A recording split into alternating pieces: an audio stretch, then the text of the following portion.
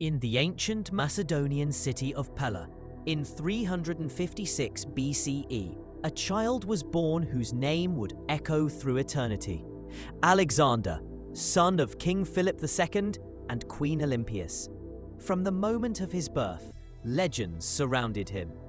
It was said that on the night Alexander was born, the great temple of Artemis at Ephesus burned down, as if the goddess herself had stepped aside to make way for a future destined for greatness. Few could have imagined that this young prince would one day carve an empire stretching from Greece to India, forever altering the course of world history. Alexander's early life was shaped by a fusion of education, philosophy, and ambition. His father, King Philip II, had transformed Macedonia from a small, struggling kingdom into a dominant military power through groundbreaking reforms. Philip reorganized the army, creating the powerful Macedonian phalanx, a disciplined and nearly unstoppable infantry formation, armed with long spears called sarissas. His victories over the Greek city-states brought most of Greece under Macedonian control, laying the foundation for a unified Hellenic world. Yet Philip's ambitions extended far beyond Greece. He dreamed of leading a grand campaign eastward against the vast Persian Empire. To prepare his son for greatness, Philip entrusted Alexander's education to one of the greatest minds in history, Aristotle. Under the philosopher's guidance, the young prince studied ethics, science, politics, and logic, along with literature and the arts. Aristotle also introduced him to Homer's epics, especially the Iliad, which deeply influenced Alexander. The hero Achilles became his lifelong ideal, inspiring his courage and sense of destiny. Beyond academics, Aristotle instilled in Alexander a belief in the unity of mankind and the idea that knowledge and culture should transcend borders, principles that would later shape Alexander's rule across conquered lands. In 336 BCE, tragedy struck when Philip II was assassinated at a royal celebration. Amid suspicion, chaos, and political uncertainty, the 20-year-old Alexander swiftly seized the throne. Many doubted that such a young man could control a kingdom built by a war-hardened father. Yet Alexander's charisma, intellect, and ruthless determination silenced opposition and secured loyalty among the Macedonian army. With his father's vision of Greek unity and his own burning desire for glory, Alexander stood ready to march eastward. The world had gained a new ruler, one who would not be content with kingship alone, but who sought to become a legend eternal, Alexander the Great. When King Philip II of Macedon was assassinated in 336 BCE, the throne of Macedonia fell into the hands of his 20-year-old son, Alexander. The kingdom Philip had built was powerful but fragile, united by his charisma, diplomacy, and force rather than genuine loyalty. Many in Greece saw Philip's death as an opportunity to reclaim their independence from Macedonian domination. To them, Alexander was just a boy, untested, inexperienced, and vulnerable. Yet within 2 years, this boy would prove himself to be a force beyond imagination, crushing rebellion, commanding respect, and forging the foundation for the greatest campaign in ancient history. The first challenge to Alexander's rule came from Thessaly, a region in northern Greece with a proud military tradition. Thessalian leaders refused to recognize his authority and blocked his passage southward toward Greece. Alexander acted with characteristic swiftness and brilliance. Rather than engage in a long conflict, he took his cavalry through a narrow mountain pass under the cover of darkness, appearing behind the Thessalian lines by dawn. The sudden and unexpected maneuver terrified the rebels. Realizing they were surrounded and outmaneuvered, the Thessalians surrendered without a battle, pledging loyalty to their new king. This early show of decisiveness demonstrated Alexander's strategic genius and psychological understanding of warfare. Having secured Thessaly, Alexander moved toward Athens and Thebes, where anti-Macedonian sentiment was rising. Athens, though proud of its democratic heritage, was cautious. Its leaders had not forgotten the crushing defeat at Chaeronea in 338 BCE, where Philip and Alexander had broken the combined Greek forces. Thebes, however, emboldened by rumors that Alexander had been killed in battle, chose open rebellion. The Thebans declared independence, expelled the Macedonian garrison, and prepared to fight. Alexander responded with unmatched speed. He marched his army over 300 miles in just 2 weeks, a feat that stunned all of Greece. Before the Thebans could fully fortify their city, Macedonian troops appeared outside their walls. The speed of Alexander's approach was both tactical and psychological, a shock designed to paralyze resistance. The Thebans, realizing too late that the young king was very much alive, stood defiant. They believed that Athens and other Greek states would rally to their cause, but Alexander's presence and his reputation paralyzed potential allies. When the assault began, it was swift and devastating. The Macedonians stormed the city after fierce fighting. Alexander, determined to make an example, ordered Thebes destroyed. The once great city, birthplace of Epaminondas and the destroyer of Spartan power, was razed to the ground. Over 6,000 Thebans were killed, and more than 30,000 were sold into slavery. Only temples and the house of the poet Pindar were spared, out of respect for Greek culture. The destruction of Thebes sent a chilling message across the Hellenic world.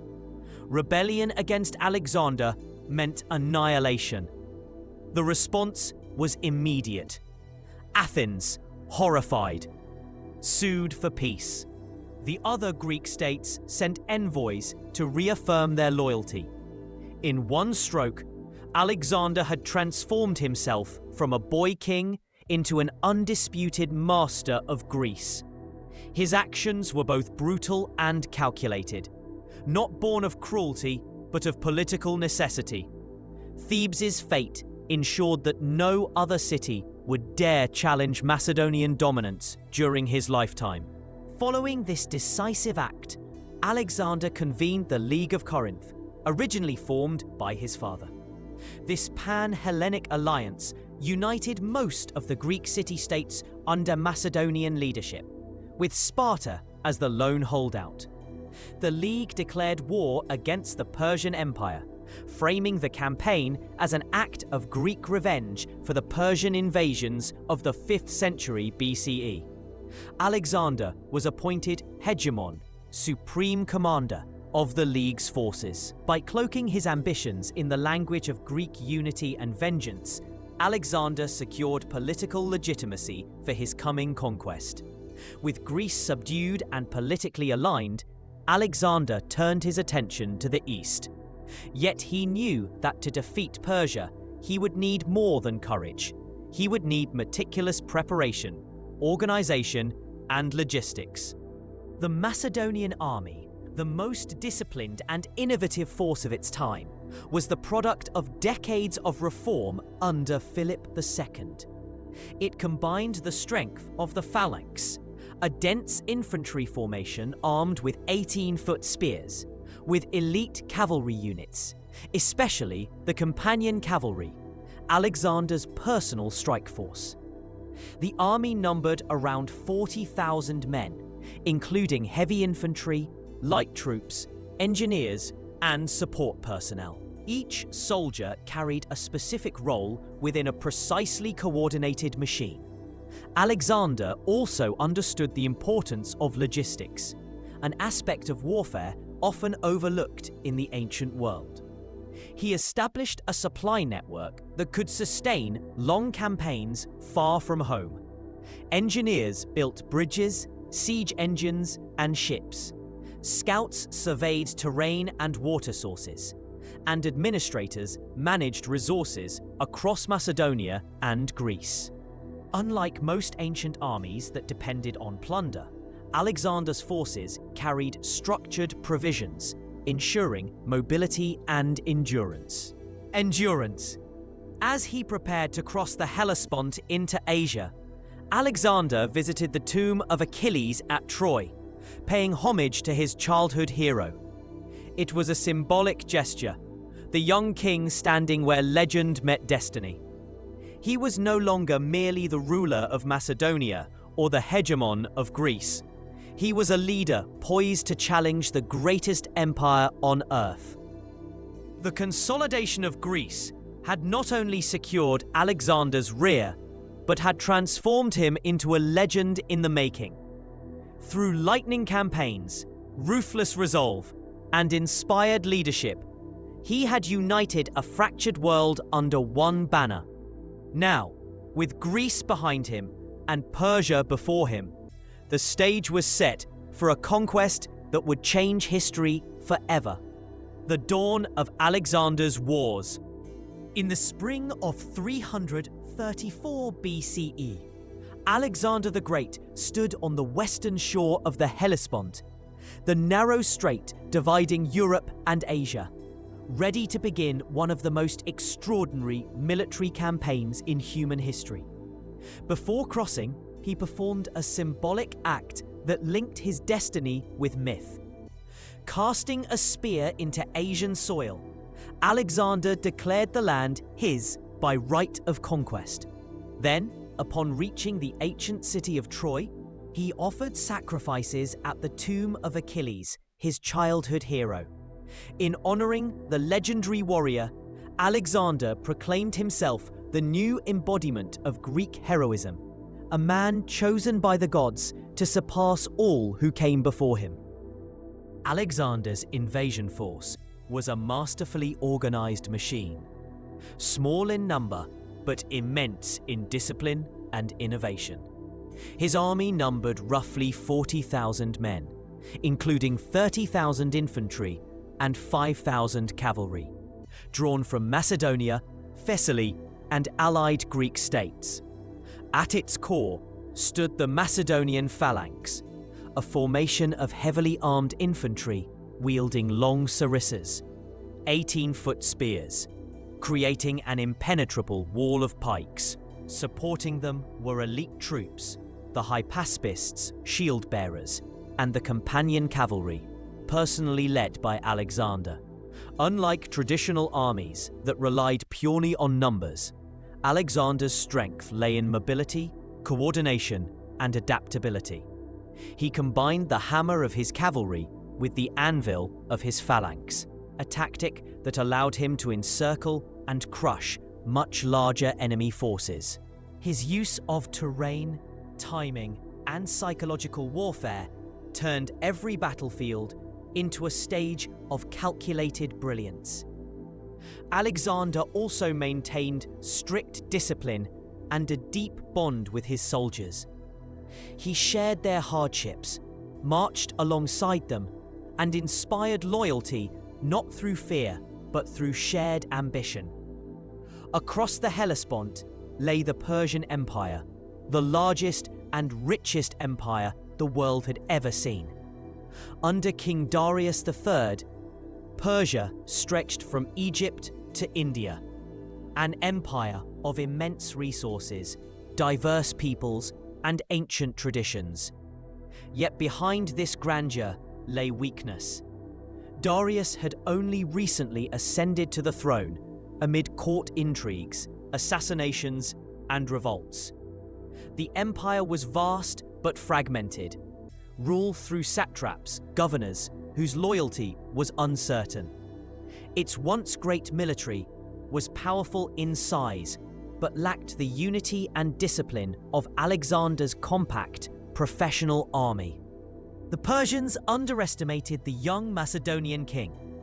To them, he was another Greek adventurer, reckless and arrogant. But Alexander's ambition went far beyond raiding Persian lands. He sought to overthrow an empire and reshape the world.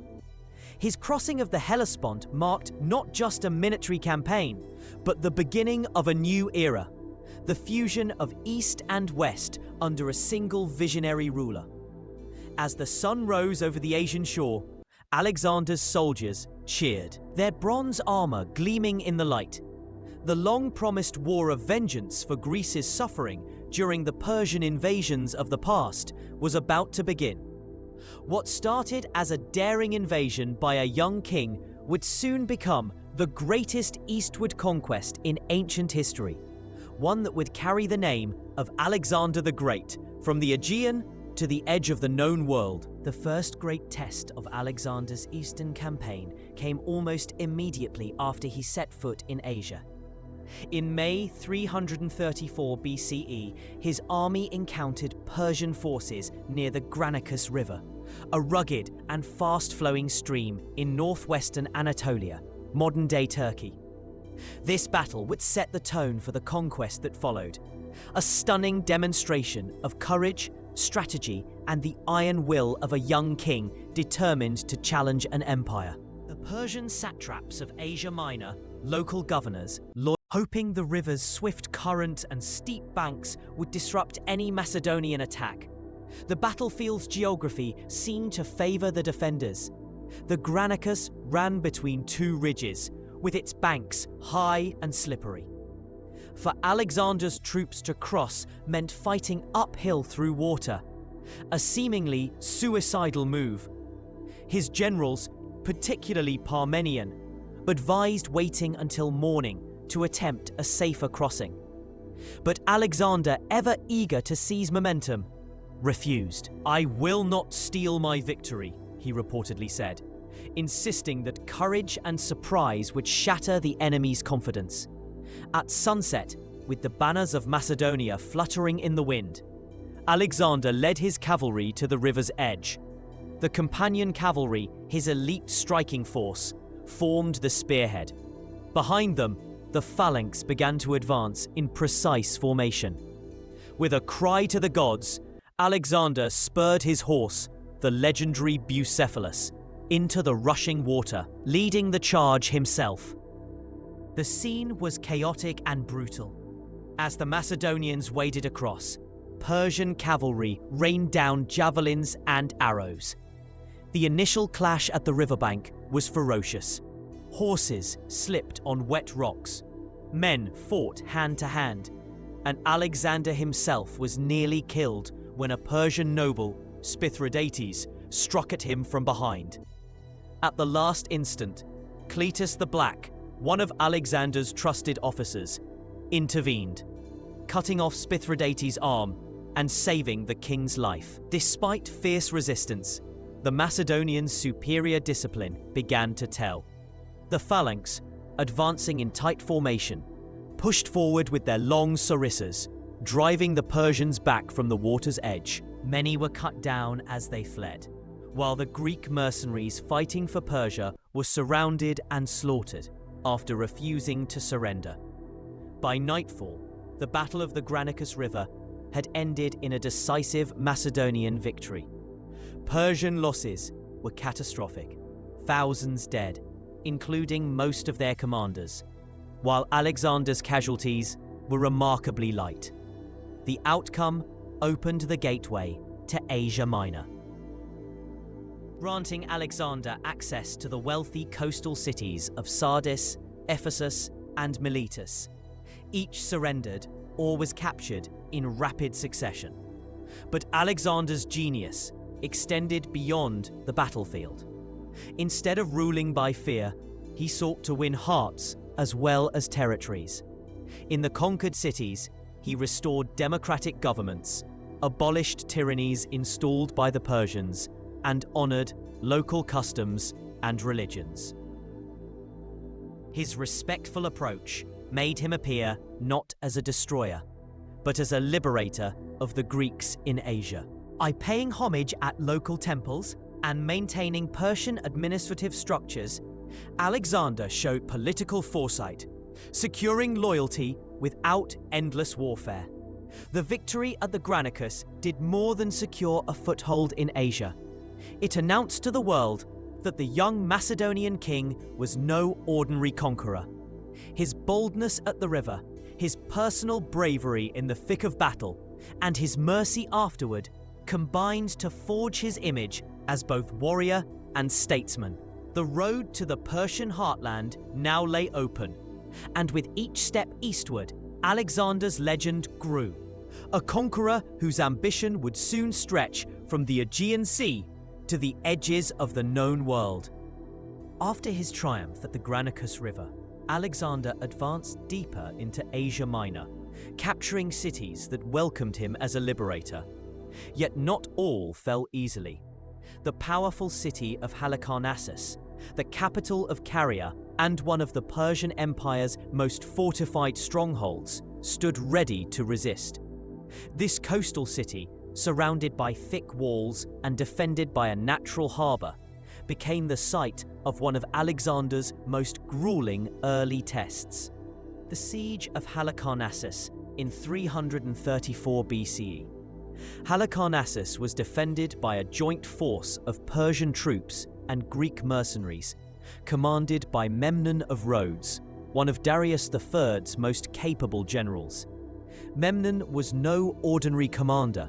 He understood both Greek and Macedonian tactics and had the loyalty of a powerful Persian fleet.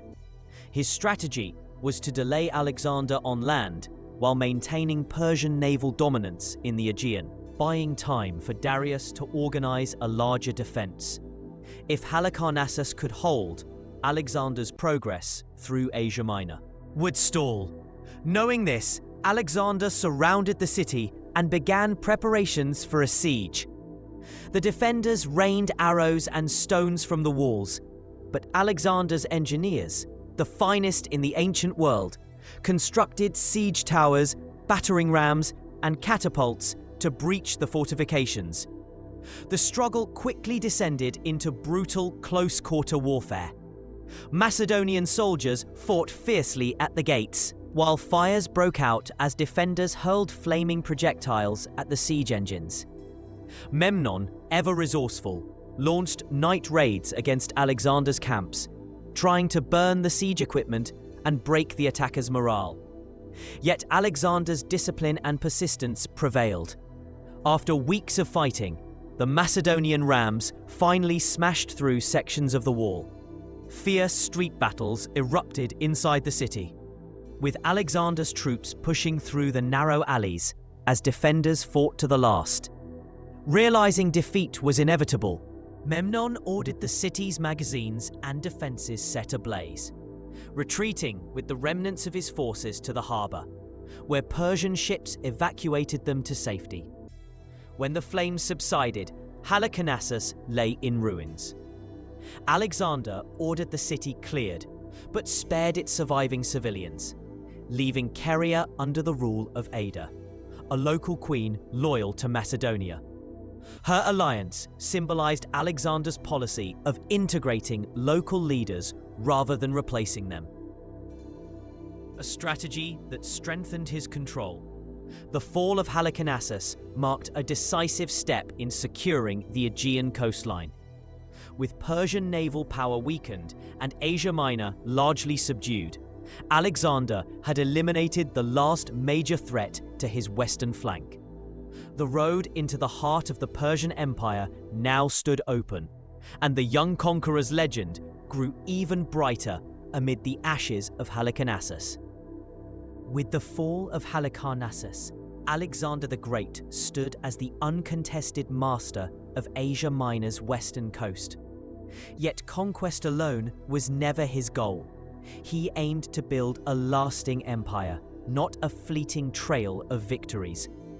As he advanced eastward through the vast and diverse lands of Asia Minor, Alexander combined military power with diplomacy, administration, and vision, laying the foundations for a new political and cultural order that would blend east and west. After Halicarnassus, Alexander divided his forces, while his general Parmenion secured the coastline and ports against Persian naval threats. Alexander marched inland through Lycia, Pamphylia, and Phrygia, following ancient trade routes that connected the Mediterranean to the interior of Anatolia. His march was not one of destruction, but of incorporation. Many cities opened their gates willingly, swayed by his reputation and his promise of liberation from Persian rule. Those that resisted were swiftly subdued. Yet Alexander was careful to treat the conquered with fairness once they submitted. Diplomacy became one of his greatest weapons. He formed alliances with local rulers, respecting their traditions and often restoring them to power in exchange for loyalty. A notable example was Queen Ada of Caria, who had been displaced by the Persians. After the fall of Halicarnassus, Alexander reinstated her as ruler. In gratitude, she adopted him as her son, symbolically binding Macedonian authority to Carian legitimacy. Acts like this strengthened his rule and won him the support of both Greek settlers and native populations. As Alexander moved through Asia Minor, he also established Macedonian garrisons in key cities such as Sardis, Ephesus, and Gordium, ensuring long-term stability and control over vital routes. These garrisons served not only as military outposts, but also as administrative centers, spreading Hellenic influence while maintaining local governance. Alexander was careful not to dismantle Persian systems entirely. Instead, he integrated Greek and Persian administrative models, combining the efficiency of Macedonian military control with the organizational sophistication of Persian satrapies. Persian governors who proved loyal were retained, while Greek overseers ensured allegiance to the new regime. This pragmatic fusion of cultures became a defining feature of his empire. Another hallmark of Alexander's march was the founding of new cities, the first of many that would bear his name, Alexandria. These settlements were strategically located near rivers, crossroads, or coasts, serving as both military fortresses and centers of trade and culture. Populated by a mix of Greeks, Macedonians, and locals, the early Alexandrias symbolized Alexander's vision of a blended world, where Greek ideas and Eastern traditions coexisted. By 333 BCE, Alexander had completed his sweep through Asia Minor. He had secured its cities, pacified its people, and integrated its administration into his growing empire. The Persian satraps had been defeated or brought to heel, and the once dominant Persian authority in Anatolia was reduced to fragments. Yet even amid his triumphs, Alexander's ambitions burned brighter. His march through Asia Minor was only the first act in a grander drama, the prelude to the confrontation with Darius III himself. By the autumn of 333 BCE, Alexander the Great had swept through Asia Minor like a storm, his victories opening the road toward the heart of the Persian Empire. Yet the campaign reached a dramatic turning point on the narrow coastal plains of Issus, where the young Macedonian king would meet the Persian ruler Darius III face to face for the first time. The clash that followed, the Battle of Issus, became one of the most famous encounters of the ancient world, forever sealing Alexander's reputation as an invincible commander and changing the balance of power between East and West. The battlefield of Issus, located near the northeastern corner of the Mediterranean Sea, modern-day southern Turkey, was a place of unique strategic importance. The region was a confined strip of flat land bordered by the Amarnus Mountains to the east and the sea to the west. The terrain offered little room for maneuvering, an unusual setting for the Persians, who traditionally relied on their vast numbers and cavalry mobility. Alexander's army, by contrast, was smaller and far more disciplined, perfectly suited to fight in such restricted conditions. Darius III had spent months gathering an enormous army to crush the Macedonian invasion. Persian forces were said to number over 100,000 men, including tens of thousands of cavalry, archers, and Greek mercenaries, though ancient accounts likely exaggerate this figure.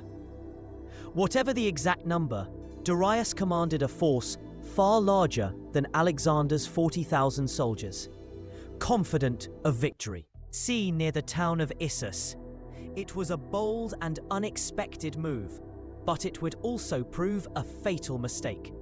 By choosing to engage in the narrow plain of Issus, Darius had neutralized his numerical advantage. When Alexander realized that the Persians were now positioned to his rear, he turned his army around and marched swiftly north, eager to confront Darius head-on. As dawn broke over the plain of Issus, the two armies faced each other across the Pinarus River, which cut through the valley. The Persians occupied the northern bank, their front line crowded with infantry and cavalry. Darius, confident in his superior numbers, placed himself at the center, surrounded by his elite guard and Greek mercenaries. His royal chariot gleamed in the sunlight, a symbol of imperial majesty. Alexander, as always, led from the front. On the right flank, he commanded the companion cavalry, the most elite striking force in his army. On his left, General Parmenion held the line near the sea, where the terrain was marshy and difficult. The Macedonian phalanx, armed with their long sarissas, occupied the center, ready to advance across the river. The battle began with a fierce Persian assault. Their archers unleashed volleys of arrows, and cavalry units charged toward Parmenion's flank, threatening to push him back into the sea. But Alexander saw the opening he needed. Seizing the initiative, he led a bold flank attack against the Persian left.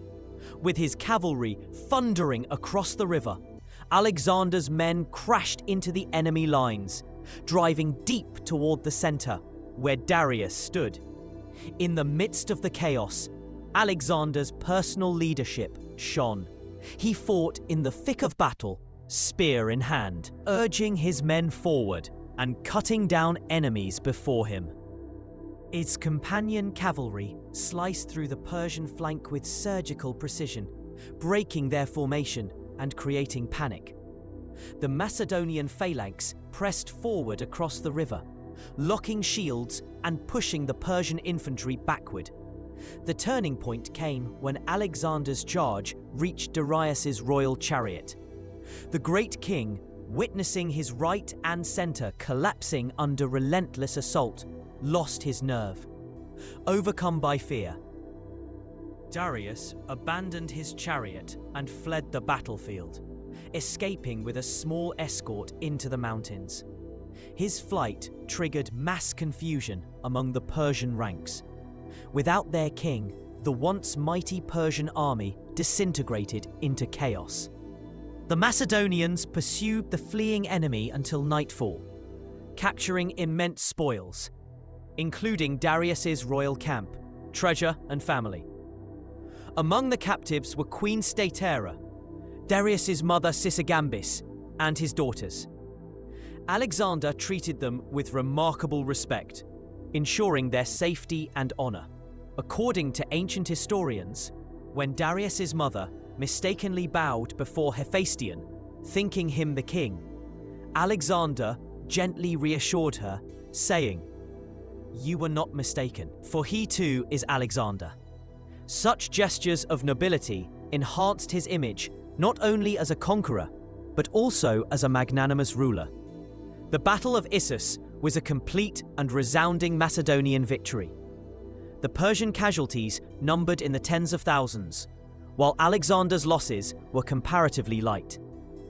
The capture of Darius's family dealt a severe psychological blow to Persian morale and demonstrated the vulnerability of their empire. More importantly, Issus marked a turning point in the conquest. Darius's defeat proved that the Persian Empire, though vast and ancient, could be humbled by the disciplined precision of Macedonian warfare and the audacity of one man's vision. For the Greeks, Issus avenged a century of humiliation since Xerxes' invasion. For the East, it marked the beginning of a new era of Macedonian dominance. News of the victory spread rapidly across the ancient world. In Greece, Alexander was hailed as a divine hero, the new Achilles. In Egypt and the Near East, Persian authority began to crumble as satraps defected or surrendered. Even those who had once doubted the young king now saw him as invincible, a man favored by fortune and the gods. As Alexander surveyed the battlefield, strewn with Persian arms and banners, he knew that the empire of Darius lay open before him. From Issus, he would march south into Syria and Egypt, and then east toward Mesopotamia, where destiny would call him to yet another confrontation with Darius, and to eternal fame as Alexander the Great, the conqueror of the world. After his stunning victory at Issus, Alexander pressed southward along the eastern Mediterranean, determined to secure the coastal cities before confronting Darius again. Most of the Phoenician ports surrendered willingly, recognizing his power and seeking favorable terms. But one proud city stood defiant: Tyre, the greatest naval stronghold of the ancient world. Built on an island half a mile offshore, surrounded by massive walls rising 150 feet above the sea, Tyre was considered impregnable. Its people, masters of the sea and heirs of a long maritime tradition, believed they could outlast any siege. What followed would become one of the most extraordinary and grueling sieges in history: the Siege of Tyre. When Alexander first demanded entry to the city to sacrifice to Heracles, the Tyrian equivalent of the god Melkart, the Tyrians refused, declaring that no foreign army would ever set foot on their sacred island. This insult ignited Alexander's resolve. He immediately ordered the construction of a massive causeway, or mole, stretching from the mainland to the island fortress, an engineering marvel that would bring his siege engines within striking range of Tyre's walls. The task was monumental. The waters between the island and the shore were deep, and the Tyrians constantly harassed the workers with their ships. Undeterred, Alexander commanded his men to drive piles into the seabed, fill the gaps with stones, and extend the causeway yard by yard. He built siege towers, enormous wooden structures fitted with catapults and battering rams, mounted on the advancing mole to provide covering fire. However, the Tyrians counterattacked with brilliance and ferocity, using fire ships. Vessels loaded with flammable materials, they rammed the siege towers, setting them ablaze and burning much of Alexander's construction to ashes. Refusing to retreat, Alexander rebuilt his towers, reinforced them with metal plating to resist fire, and realized that victory required control of the sea. He assembled a fleet of over 200 ships, supplied by the Phoenician cities that had already surrendered. With this naval dominance, he surrounded Tyre from all sides, cutting off its supplies and escape routes. Now under constant assault from both sea and land, the island fortress began to weaken. For 7 relentless months, the siege dragged on, a brutal contest of endurance, will, and ingenuity. The Tyrians fought valiantly, defending every breach. What followed was horrific. Enraged by the long resistance and the heavy losses his army had suffered, Alexander allowed a massacre. Thousands of Tyrians were slain, and around 30,000 were sold into slavery. Only those who had sought refuge in the temple of Melkart were spared. The fall of Tyre was both a military triumph and a symbol of unstoppable power. By conquering the unconquerable, Alexander had secured control of the eastern Mediterranean, eliminating Persia's last naval base in the region. The world now understood that no fortress, no matter how strong, no matter how distant, could withstand the will of Alexander the Great. The siege of Tyre became not just a victory of arms, but a testament to his unyielding determination, marking him as the master of land and sea alike. After the grueling siege of Tyre, Alexander the Great turned his gaze south toward Egypt, a land of ancient splendor, sacred gods, and immense strategic importance. Egypt had long been under Persian control, but its people had grown weary of foreign domination. To them, the arrival of the young Macedonian king seemed less an invasion and more a liberation. When Alexander's army marched into Egypt in late 332 BCE, there were no great battles, no resistance, no sieges. Instead, the Egyptian people welcomed him as a deliverer, hailing him as the one who would free them from Persian oppression. The Persian satrap Macedonius, recognizing the futility of resistance after the fall of Tyre and Gaza, surrendered without a fight, offering Alexander the royal treasury and the symbolic keys of the cities. It was a rare moment in Alexander's campaigns, a peaceful conquest achieved not by the sword, but by reputation and diplomacy. His victories had already echoed across the known world, and now Egypt, a jewel of the ancient world, fell into his hands without bloodshed. Upon entering Memphis, the ancient capital, Alexander performed religious rituals in honor of Egypt's gods, especially Apis, the sacred bull worshipped as a manifestation of the divine. His respect for local traditions was both genuine and strategic. By embracing Egyptian customs and presenting himself as a chosen ruler rather than a conqueror, Alexander secured the loyalty of the priests and people alike.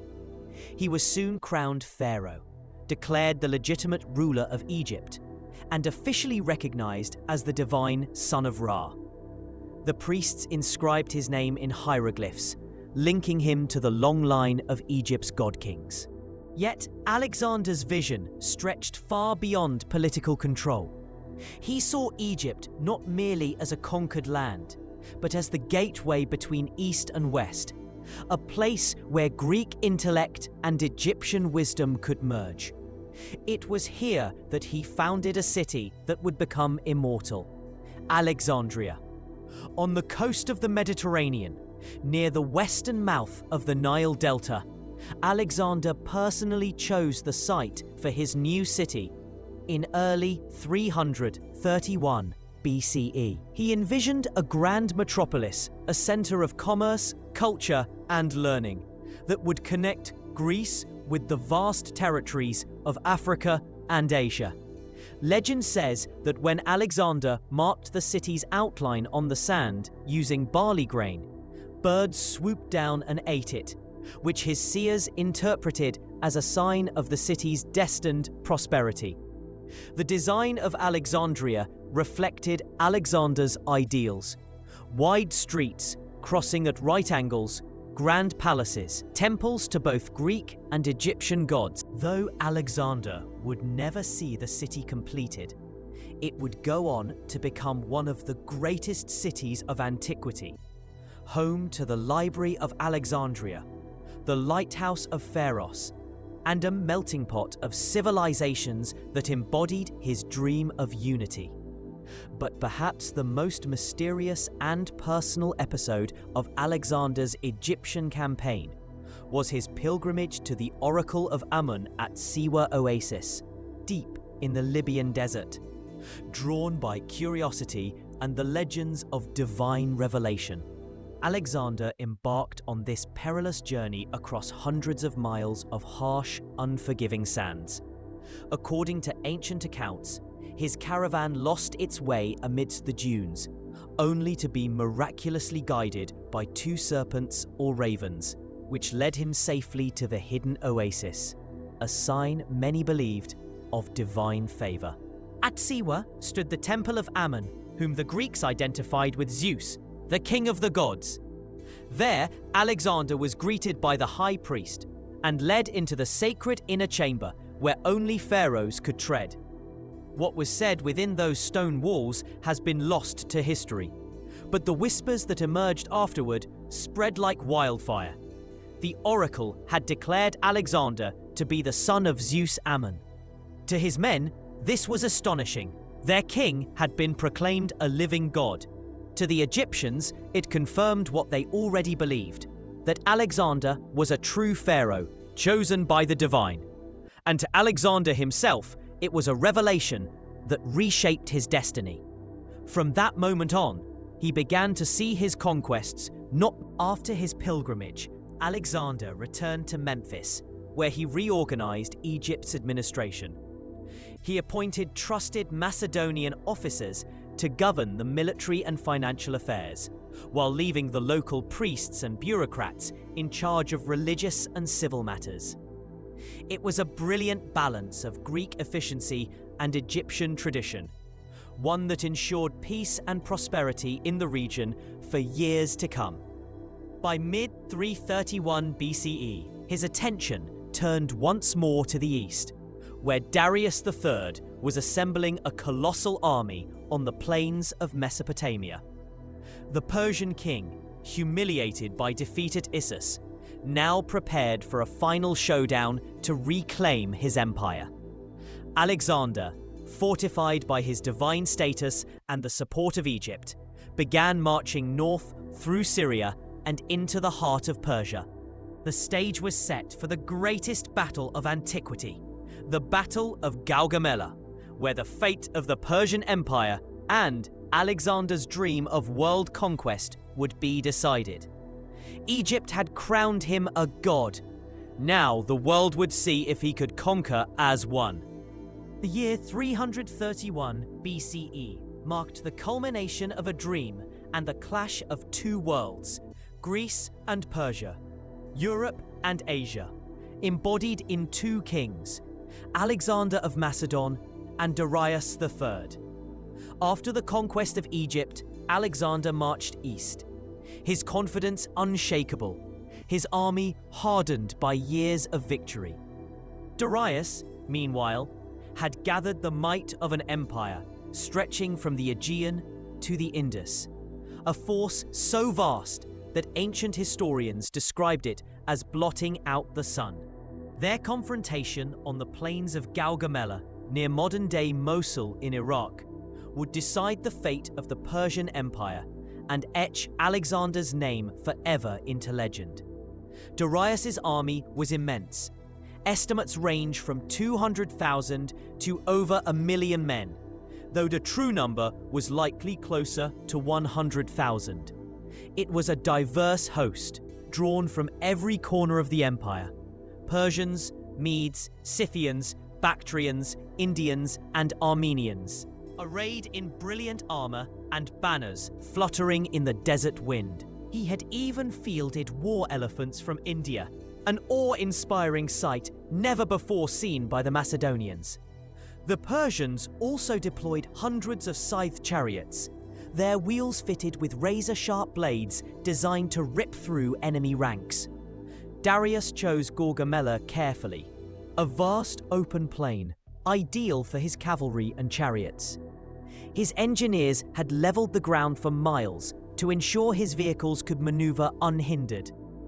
His plan was simple but grand: encircle the smaller Macedonian army, crush it beneath sheer weight, and end the threat of Alexander once and for all. Alexander, facing an enemy that outnumbered him perhaps 5-1, prepared with his trademark precision. His army numbered about 47,000 men, a perfect instrument of war honed through years of campaigning. His formation followed his classic model, the Macedonian phalanx in the center, forming a bristling wall of pikes, the companion cavalry on the right flank under his personal command, and the Thessalian cavalry on the left under Parmenion. Yet Alexander's true strength lay not in numbers, but in discipline, innovation, and unshakable confidence. Before the battle, Darius sent envoys offering peace and immense wealth, even half his empire. Alexander refused. "There cannot be two suns in the sky," he declared. He wanted not peace, but destiny. As dawn broke on October 1, 331 BCE, the armies faced each other beneath a blazing eastern sky. Darius stood at the center of his host on a high chariot, surrounded by the elite royal guard. His banners glittered in gold, and his soldiers beat their shields, a thunderous chorus that shook the earth. Across the plain, Alexander surveyed the field calmly. Before advancing, he performed a ritual sacrifice to the gods, asking for victory and glory. Then, with a shout, he led his men forward. The Persians began the battle with a furious charge.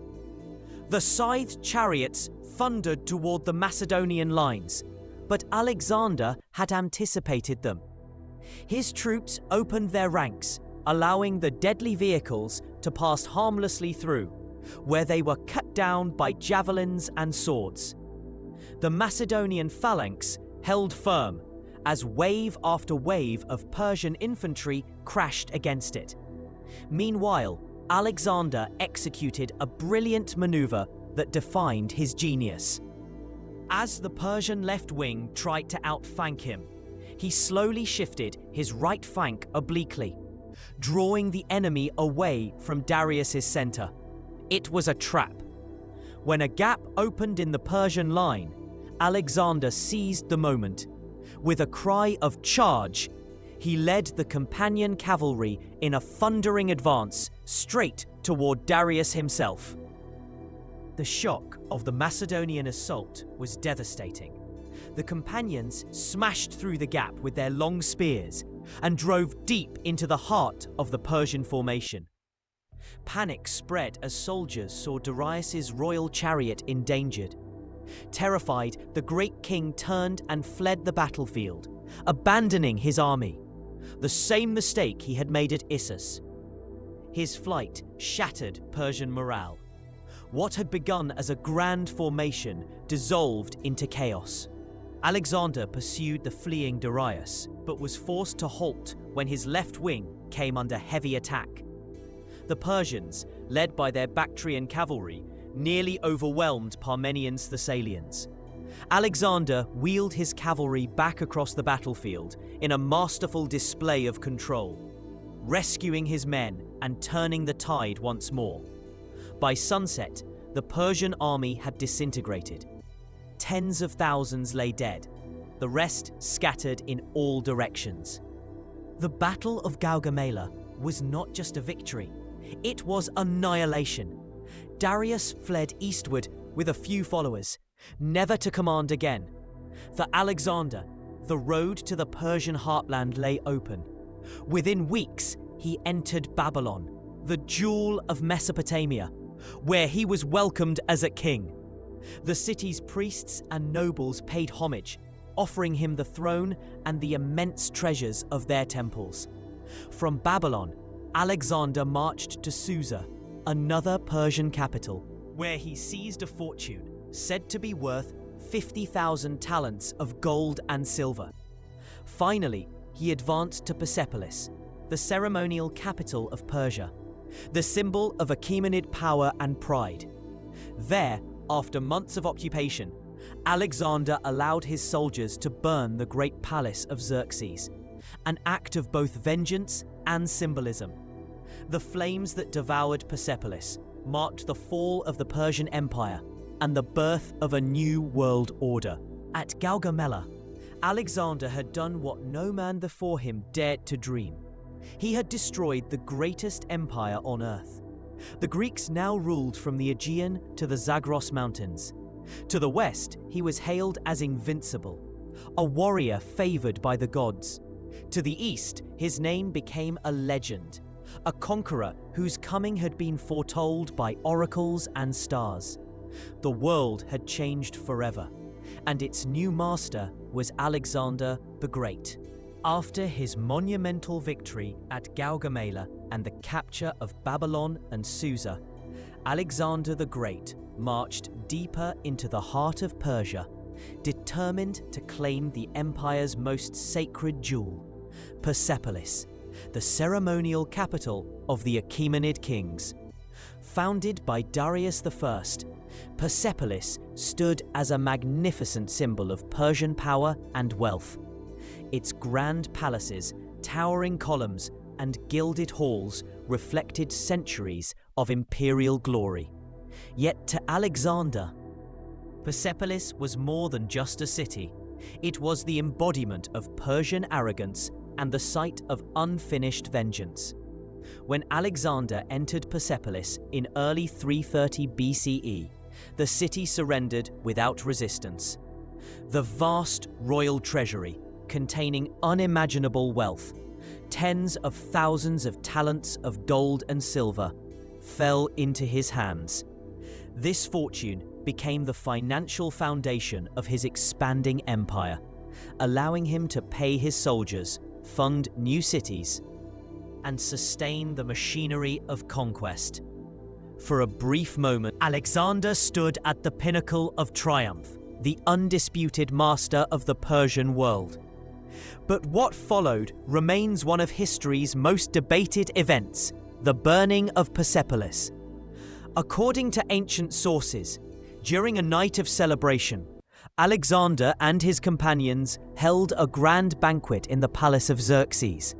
Amid music, wine, and revelry, a courtesan named Thais, reportedly inspired by patriotic fervor, urged Alexander to set fire to the Persian palace as revenge for Xerxes' destruction of Athens during the Greco-Persian Wars a century earlier.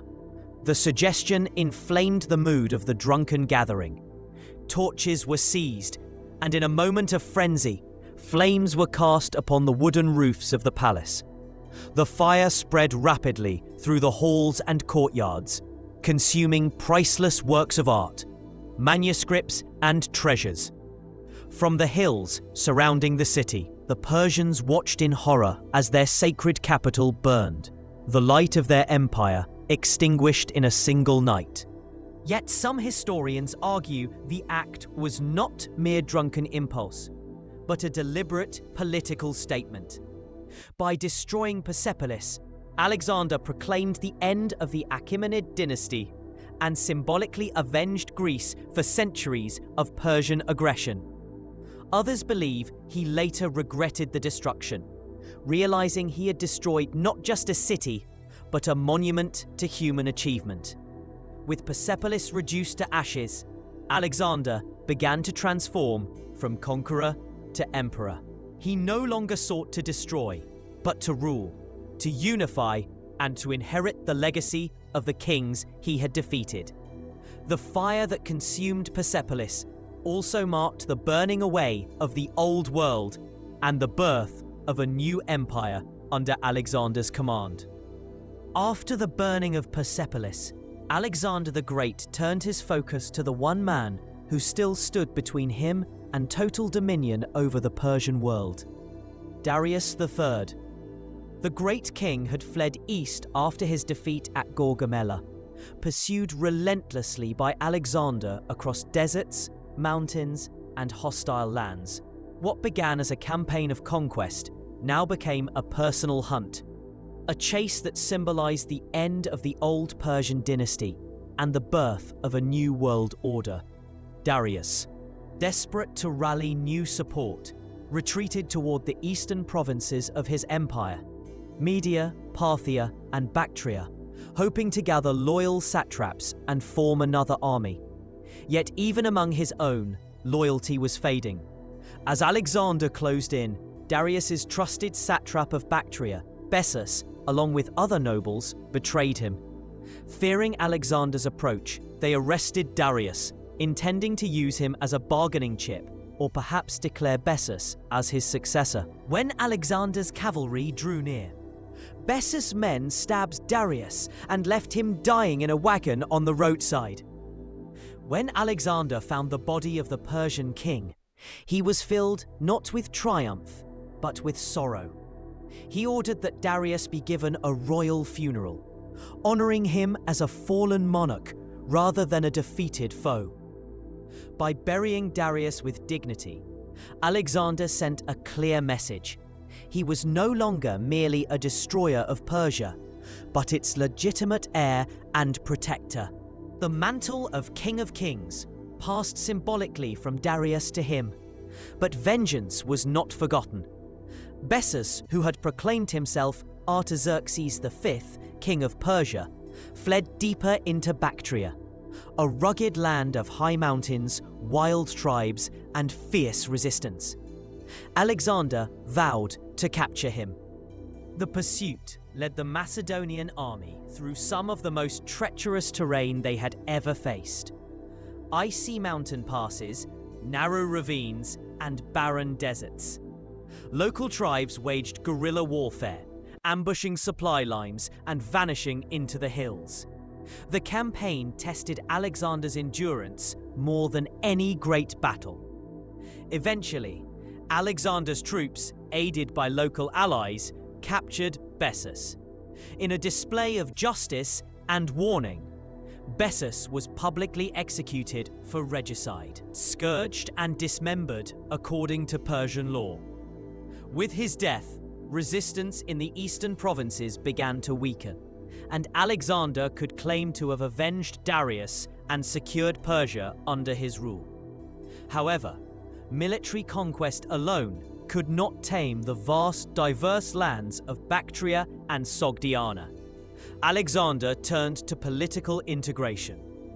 He began adopting elements of Persian dress and court ceremony, blending Greek and Eastern customs to solidify his rule. He also forged marriage alliances with local nobility, setting an example for his officers to do the same.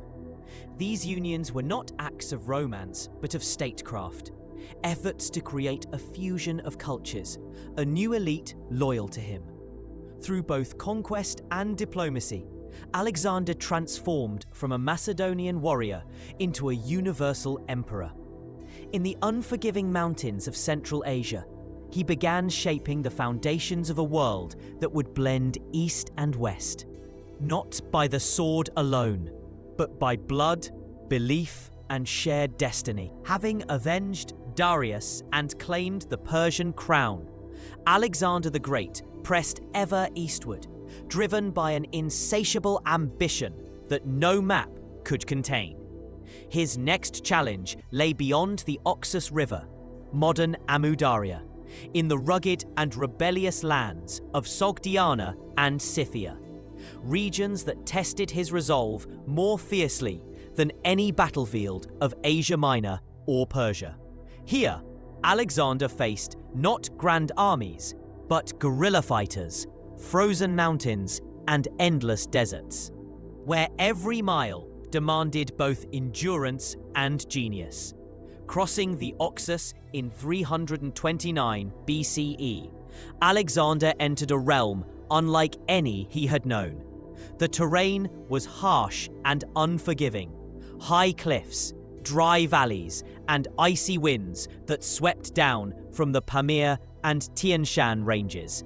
His enemies were not centralized kingdoms, but tribal warriors, skilled in mounted warfare and deception.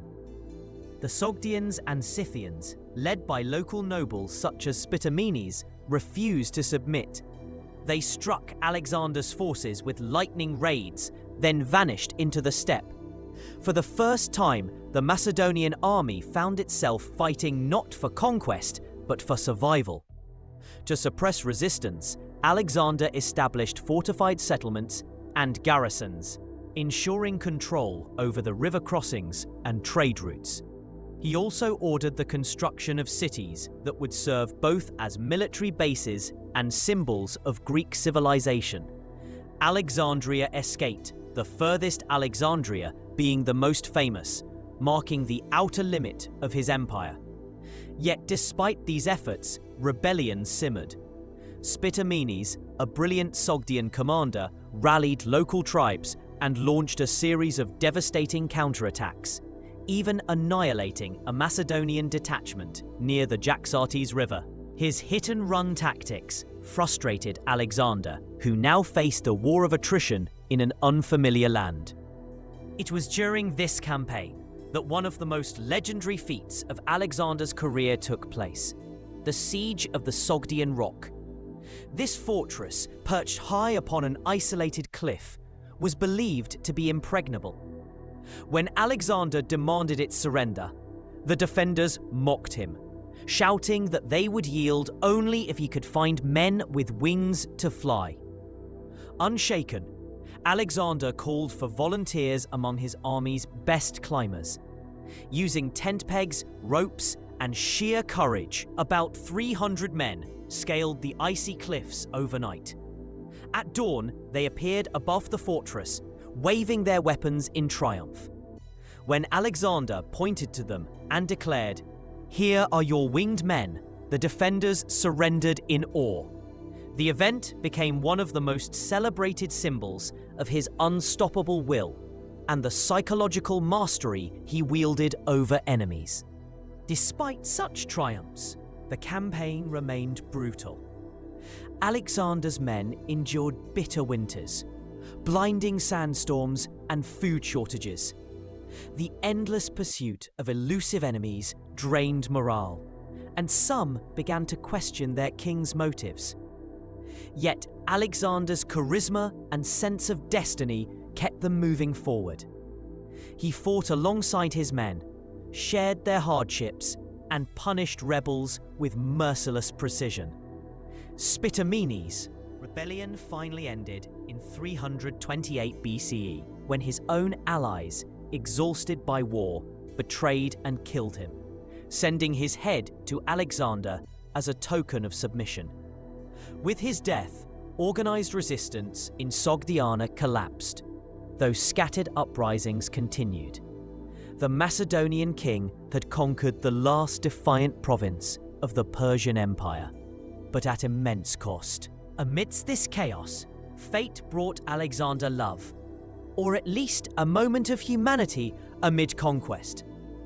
During the pacification of Bactria, he met Roxana, the daughter of a local nobleman, Oxyates. Her beauty and spirit captivated him. Their marriage, celebrated in 327 BCE, was more than a personal union. It was a political alliance, symbolizing the merging of Macedonian and Eastern bloodlines. Through this act, Alexander sought to bind the conquered lands to his new empire, uniting East and West under his rule. The Sogdian and Scythian campaigns marked the hardest years of Alexander's conquests, not for the size of the battles, but for the endurance they demanded. The endless horizons of Central Asia tested his men's loyalty and his own humanity. Yet from the frozen cliffs of the Sogdian Rock to the shifting sands of the steppe, Alexander proved that his will could overcome even nature itself. By 327 BCE, with Central Asia subdued and his empire stretching from Greece to the edge of India, Alexander stood at the height of his power. But his gaze turned still farther east, toward the mysterious lands beyond the Indus. The world he had conquered was vast, yet to him it was still not enough. By 327 BCE, Alexander the Great had conquered an empire stretching from Greece to the borders of India. Yet for the young Macedonian king, this was not enough. He dreamed of ruling the entire known world, and to him that meant pushing beyond the eastern horizon, into India, a land shrouded in mystery and legend. The Greeks spoke of India as a realm of immense wealth, exotic peoples, and powerful kings who commanded armies of elephants. For Alexander, this was both a new frontier and the final test of his divine destiny. The march into India began with the army crossing the Hindu Kush mountains, a brutal ordeal through icy passes and treacherous heights. Many soldiers perished from cold and exhaustion, but Alexander pressed on, his determination unyielding. As his forces descended into the lush valleys of the Indus River, they encountered a patchwork of local kingdoms, some hostile, others eager to ally with the conqueror. Alexander's strategy was as much diplomatic as military. He secured alliances with regional rulers such as Ambi, Taxiles, the king of Taxila, who welcomed him and provided supplies and reinforcements.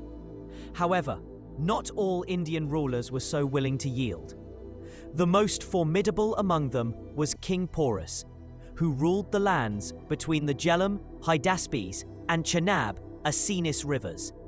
Proud, brave, and commanding a powerful army, Porus refused to submit. When Alexander demanded his surrender, the Indian king sent back a defiant message: "I will meet you on the battlefield." Thus began one of the most dramatic encounters in ancient history, the Battle of the River Hydaspes, 326 BCE. The battle was fought amid torrential rain and flooded plains. The swollen river itself became an obstacle as Alexander's army sought to cross it under the cover of darkness. With lightning splitting the sky, Alexander personally led a daring crossing upstream, outflanking Porus's main force. The Indian army, including war elephants, towering beasts armored for war, stood ready on the opposite bank. When the battle began, the ground turned to mud, chariots sank, and elephants charged, trampling men beneath their feet. Alexander's forces were initially shaken, but his tactical brilliance soon prevailed. Using his companion cavalry to attack Porus's flanks and his phalanx to pin down the elephants, Alexander gradually turned the tide. Despite heavy losses, Porus refused to retreat. Even when wounded and surrounded, he fought with unmatched courage. Admiring his valor, Alexander ordered the fighting to cease and summoned Porus. When asked how he wished to be treated, the Indian king replied, "As a king should be treated." Impressed by his dignity, Alexander restored Porus to his throne, making him satrap of his own kingdom, a gesture that earned the loyalty of the Indian people. In the months that followed, Alexander continued his advance, founding new cities. Alexandria Bucephala, named after his beloved horse killed in battle, and Alexandria Nicaea, commemorating victory. Through these settlements, Greek culture, language, and art mingled with Indian traditions, sparking a remarkable exchange of ideas and technologies. But the Indian campaign also marked the limits of Alexander's expansion. His men, exhausted by years of marching and wary of the rumors of even mightier kingdoms farther east, began to refuse further advance. Standing at the banks of the Hyphasis, or Bees River, Alexander was forced to turn back, not by an enemy, but by his own army's exhaustion. The invasion of India had fulfilled his dream of reaching the edge of the known world. It revealed not only Alexander's military genius, but also his capacity for respect, adaptation, and vision. Qualities that made him not just a conqueror, but a bridge between civilizations. After years of relentless conquest, Alexander's army reached the banks of the Hyphasis River, modern Bees, in 326 BCE, the easternmost edge of his known world. Beyond lay the lands of the Gangetic Plain, said to be ruled by mighty kings commanding vast armies of elephants. For Alexander, this was the next frontier, the final step in his dream to conquer the world. But for his soldiers, it was the breaking point. The Macedonian army had marched thousands of miles through deserts, mountains, and monsoons. They had fought countless battles, lost comrades, and endured disease, exhaustion, and the unfamiliar climate of India. Now, when Alexander called them to march farther east, they stood silent, their loyalty tested to its limit. Murmurs spread through the camp, turning into open defiance. The men begged to go home, longing for Greece, for their families, for rest. Alexander was furious. He assembled his generals and soldiers, delivering an impassioned speech, reminding them of their unmatched victories, their glory, and the eternal fame that awaited if they continued.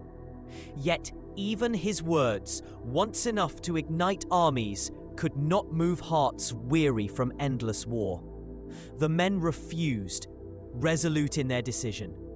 For days, Alexander isolated himself in his tent, consumed by rage and sorrow. The man who had never known defeat now faced an enemy he could not conquer, his own army's will. Finally, realizing that to press on would break his troops and his empire, Alexander relented. He wept by the river's edge, gazing eastward toward the lands he would never see. Thus ended his dream of conquering the ends of the world. Turning back, Alexander led his army southward, beginning the long march toward the Indus River and home. A hero, but a man burdened by unfulfilled ambition. After years of conquest, Alexander chose the most perilous route home, through the Gedrosian Desert, modern Makran, stretching across Iran and Pakistan. Historians still debate why he made this decision. Some say it was to test himself and his men against nature's cruelty. Others believe it was punishment for his army's earlier refusal at the Hydaspes. Whatever the reason, it became one of the most disastrous marches in ancient history. The desert was a land of death, scorching winds, shifting dunes, and endless thirst. Supplies were scarce, water almost non-existent, and the heat was merciless. Alexander's once mighty army, reduced and weary, struggled to move through the blazing sands. Thousands collapsed under the sun, their armor heating like fire. Horses and camels died in droves, leaving the survivors to carry what little remained. Despite the devastation, Alexander refused to abandon his men. He marched on foot beside them, sharing their hunger and thirst, rejecting water when not everyone could drink. This act of solidarity kept the army's spirit alive, even as death surrounded them. At times, entire units disappeared beneath sandstorms, their bones left buried in the dunes. After weeks of unimaginable suffering, the remnants of the army emerged from the desert, starved, sunburned and scarred, but alive. The crossing had cost tens of thousands of lives, yet it became a symbol of Alexander's indomitable will. Though he had faced mighty kings and conquered empires, it was in Gedrosia that Alexander's greatest victory was not over men, but over despair itself. The survival of the army through that inferno marks the final test of his leadership, proving that even nature's fury could not break the spirit of the man who sought to rule the world. When Alexander returned to Babylon in 324 BCE, the fires of conquest had finally dimmed, but a new challenge awaited, ruling the vast empire he had created. Stretching from Greece to India, it was the largest the world had ever seen, and it demanded unity, structure, and vision. Alexander threw himself into a sweeping program of administrative reforms, seeking to merge East and West into one harmonious realm. He adopted Persian court customs, appointed both Greek and Persian officials, and organized the provinces under a shared bureaucracy. His grandest gesture came at Susa, where he arranged a mass wedding ceremony between his Macedonian officers and Persian noblewomen, including his own marriage to Statera, daughter of Darius III. This act symbolized his dream of a fusion between Greek and Persian cultures, a single empire bound not by conquest, but by kinship. Alexander also began training 30,000 young Persians, known as the Epigoni, in Macedonian military methods, an unprecedented attempt to create a new generation of soldiers loyal to him alone. Yet these reforms sowed seeds of resentment among his Macedonian veterans, who saw their traditions fading beneath Persian influence. Discontent and suspicion spread quietly through the ranks. In the midst of these tensions came a personal tragedy: the sudden death of Hephaestion, Alexander's closest companion and perhaps his truest friend. Stricken by grief, Alexander's sorrow knew no limits. He shaved his head, cancelled festivals, and ordered massive funerals in Hephaestion's honor.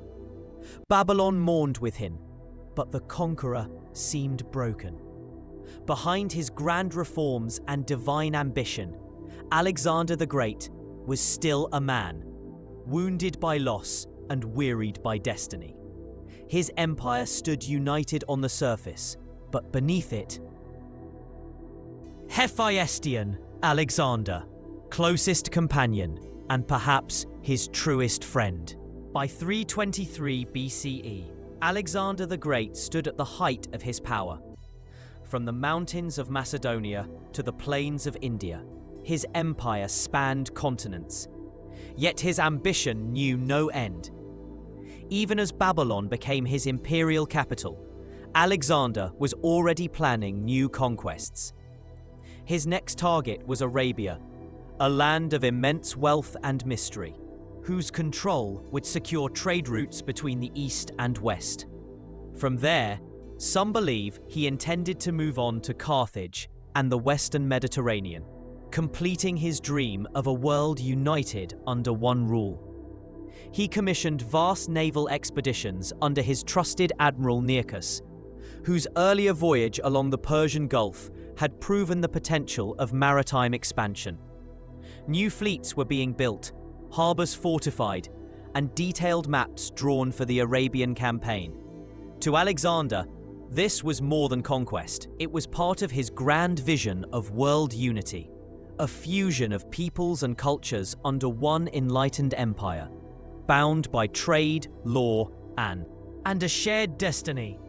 But fate intervened.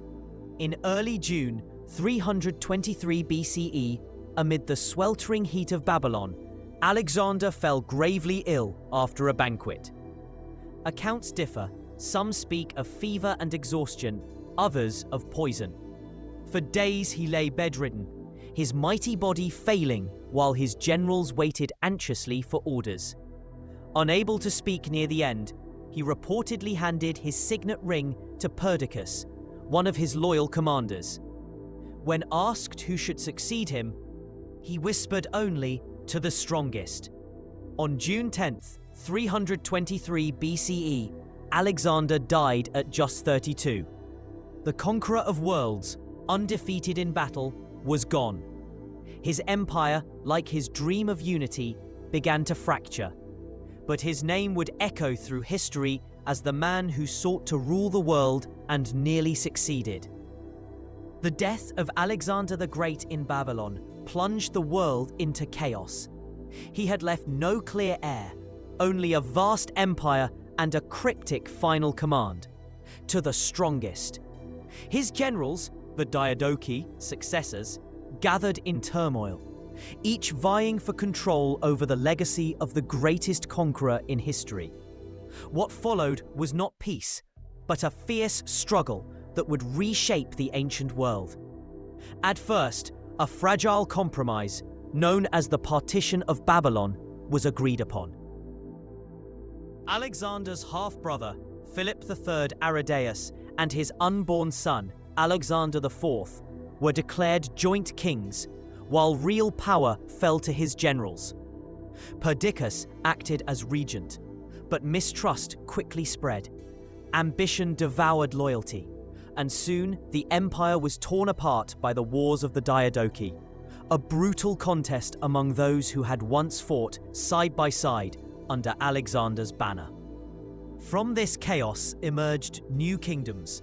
Ptolemy seized Egypt, founding a dynasty that would rule for 3 centuries. Seleucus carved out the vast Seleucid Empire across Persia and Mesopotamia. Antigonus and his son Demetrius controlled much of Asia Minor and Greece, while Lysimachus and Cassander held Macedonia and Thrace. The unity Alexander had dreamed of dissolved into rivalry, yet his influence endured in the birth of a new era, the Hellenistic Age. Greek culture, language, and science spread across the conquered lands, blending with Eastern traditions to create a vibrant fusion that defined civilization for centuries. Cities like Alexandria in Egypt became centers of learning and power. Though his empire fragmented, Alexander's legend only grew. The man who sought to unite the world, who burned with divine ambition, and whose name still stands as the very definition of greatness. The wars of Alexander the Great reshaped the ancient world and left a legacy that endures to this day. His conquests did not merely redraw borders, they transformed the cultural, intellectual, and political landscape of 3 continents.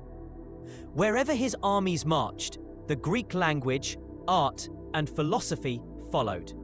Greek became the common tongue of administration and scholarship, from Egypt to India, binding distant peoples through a shared medium of communication and ideas.